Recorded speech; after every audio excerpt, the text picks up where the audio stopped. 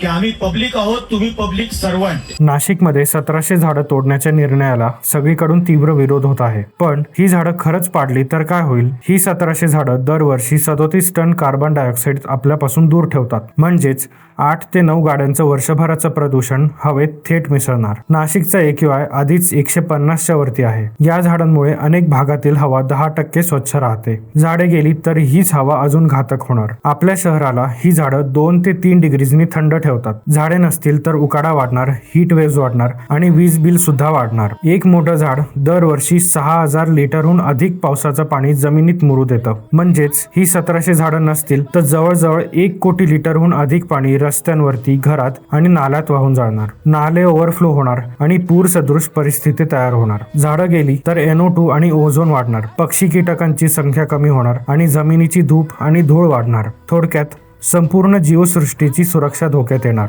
हवा, सावली, पाऊस, पक्षी हे कोणत्याही इव्हेंटपेक्षा मोठा आहे. हा व्हिडिओ शेअर करा, कारण आवाज जितका मोठा असेल तितकंच झाडांचं भविष्य सुरक्षित असेल. झाडे वाचवूया, नाशिक वाचवूया.